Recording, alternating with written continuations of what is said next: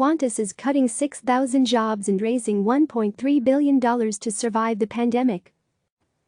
Hong Kong Sydney Qantas, QABSY, is cutting 6,000 jobs and looking to raise up to $1.9 billion Australian dollars, $1.3 billion, as the carrier fights to survive the coronavirus pandemic. The cuts announced Thursday account for 20% of Qantas's total workforce of 29,000 people, according to the company. They will primarily affect the airline's corporate, ground and flight staff, while another 15,000 workers will remain on furlough until flying returns, it added. Jetstar, the company's budget carrier, will also be affected. The airline is also making drastic changes to its fleet as part of a broader 3-year plan to help its business recover from the historic slump in global travel. Most of the carrier's international aircraft, or up to 100 planes, will stay grounded for a year, the company said. Its 6 Boeing, BA, 747 jumbo jets are also being retired 6 months ahead of schedule. The new measures are expected to help the company lower costs by $15 billion Australian dollars, $10 billion, over 3 years. After that, it's targeting $1 billion Australian dollars, roughly $686,000, in recurring savings each year. Qantas shares, which have fallen 41% this year, were halted from trading in Sydney on Thursday as it made the announcement. Its fundraising plan will involve offering an additional $1.36 billion Australian dollars, about $933,000, worth of shares to institutional investors, at about a 13% discount to the stock's closing price Wednesday.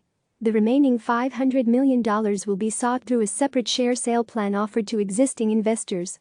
To lead the turnaround strategy, CEO Alan Joyce has also agreed to stay in his role through the end of the 2023 fiscal year. Right now, all airlines are in the middle of the biggest crisis our industry has ever faced, Joyce said in a statement. The impact will be felt for a long time. Australia's Services Union, though, argued Thursday that it was too soon for Qantas to slash jobs and called on both the airline and federal government to protect workers' salaries. This announcement by Qantas is premature, the group said in a statement. The Australian economy cannot afford a significant contraction of the aviation industry.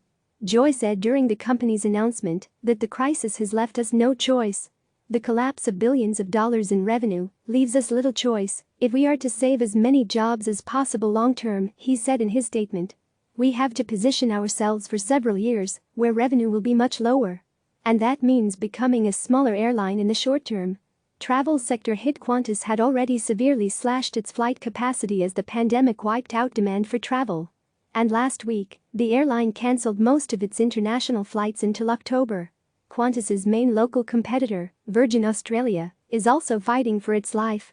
In April, the Richard Branson-backed airline filed for voluntary administration after failing to receive the government support it asked for. It's now fielding bids from parties to take part in its restructuring and eventual sale. News that Qantas is grounding so much of its fleet points to its darkening outlook, even as Australia is being hailed as a potential destination for several proposed travel bubbles.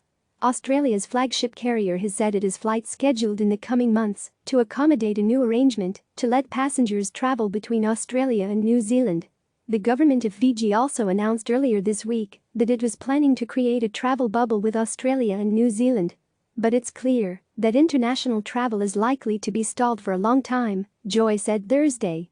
He cited a prediction from the International Air Transport Authority, which has estimated that it could take more than 3 years for global travel to return to pre-crisis levels. There is one glimmer of hope. Australia's domestic travel market is showing signs of life as lockdown restrictions gradually lift around the country. Qantas has said that it is seeing increasing demand for travel within Australia. The company's domestic passenger numbers within the country doubled last week to 64,000 people. Authorities in Australia are also expected to lift state border closures next month, which Qantas expects will help boost local travel even more. Once that happens, we can get more of our people back to work, Joy said. Click subscribe to receive the latest news.